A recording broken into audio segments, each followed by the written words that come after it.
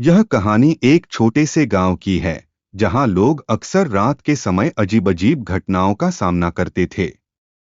गांव के लोग कहते थे कि गांव के बाहर एक पुरानी हवेली है, जो बहुत ही डरावनी और रहस्यमयी है।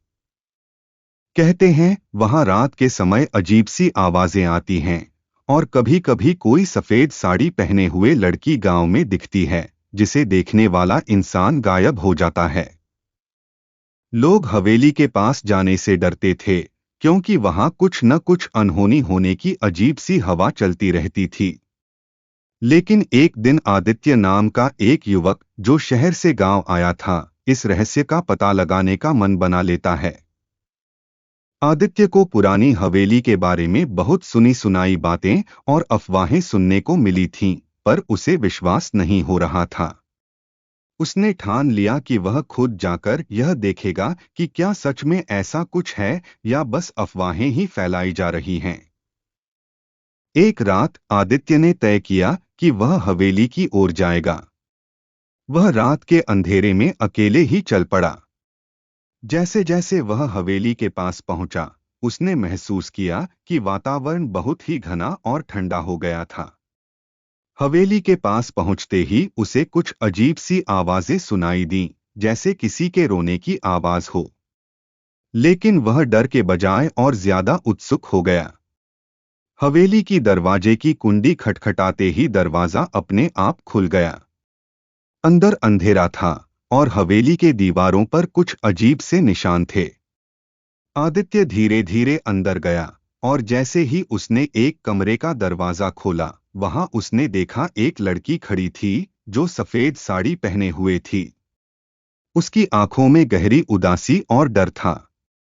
लड़की ने आदित्य से कहा, तुम यहाँ क्यों आए हो? तुम्हें यहाँ नहीं आना चाहिए था। यह जगह तुम्हारे लिए नहीं है। यह मेरी शादी का दिन है, और अब तुम्हें मेरी शादी का हिस्सा बनना पड़ेगा। आदित्य को समझ में नहीं आया कि वह क्या कह रही थी, लेकिन लड़की की आंखों में जो भय था, उसे देखकर आदित्य को महसूस हुआ कि यहाँ कुछ गड़बड़ है। वह लड़की उसे बताती है कि वह एक चुड़ैल है, जो अपनी शादी के लिए हर साल एक निर्दोष व्यक्ति को चुनती है, और वह इस बार आदित्य को अपना दूल्हा चुन चुकी थी।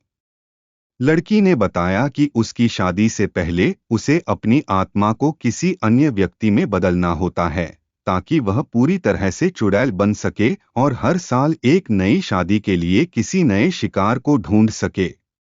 आदित्य को यह सुनकर डर लगने लगा, लेकिन उसने हार नहीं मानी। उसने लड़की से पूछा, क्या मैं तुम्हारी मदद कर सकता हूँ? क्या कोई रास्ता है जिससे मैं यहाँ से बाहर निकल सकूं?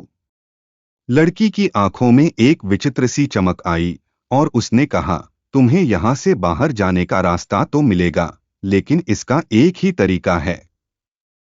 तुम एक बार मेरी शादी का हिस्सा बनोगे, और जब मेरी आत्मा तुम में समा जाएगी, तभी तुम्हें यहाँ से भागने का मौका मिलेगा। आदित्य ने अब कोई समय न गवाते हुए अपनी चतुराई और साहस का उपयोग करना शुरू किया। उसने उस लड़की से धीरे धीरे उसकी कहानी सुनी और पता लगाया कि उसका सच क्या था।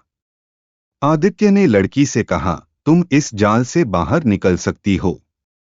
तुम्हें अपनी शादी से पहले एक बार अपनी आत्मा को मुक्त करना होगा, नहीं तो तुम्हारा यह चुड़ैल रूप हमेशा के लिए तुम्हारी आत्मा को कब्जे में रखेगा। लड़की पहले तो नहीं मानी, लेकिन आदित्य की बातों में कुछ ऐसा था जो उसे सही लगा। उसने आदित्य की मदद स्वीकार की, और दोनों मिलकर एक पुरानी किताब में दर्ज एक प्राचीन पूजा विधि का पालन करने लगे, जो चुड़ैल की आत्मा को मुक्त कर सकती थी। जैसे ही वे उस पूजा को पूरा करने के करीब पहुंचे, हवेली में एक भयानक तूफान आया। हवेली के दरवाजे और खिड़कियां खुलने लगीं, और एक जबरदस्त घमासान शुरू हो गया। आदित्य ने डरते हुए देखा कि हवेली में सब कुछ गड़बड़ हो गया था। फिर एक जोरदार चीख के साथ लड़की का रूप बदलने लगा, और वह पूरी तरह से एक खौफनाक चुड़ैल में तब्दील हो गई। लेकिन आदित्य ने घबराए बिना पूजा की अंतिम क्रिया पूरी की, और जैसे ही वह क्रिया पूरी हुई, चुड़ैल की आत्मा उस लड़की के शरीर से बाहर निकल गई। आखिरकार आदित्य ने उस चुड़ैल को हराकर उसे पूरी तरह से मुक्त कर दिया और लड़की का रूप वापस एक इंसान के रूप में बदल गया।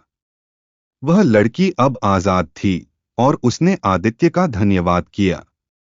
आदित्य ने समझाया कि किसी भी शक्ति को कभी भी इस्तेमाल करने से पहले उसके खतरों के बारे में सोचना चाहिए। आखिरकार आदित्य हवेली से बाहर निकला और गांव में यह बात फैल गई कि कोई एक व्यक्ति चुड़ैल की शादी के जाल से बचकर बाहर निकला है।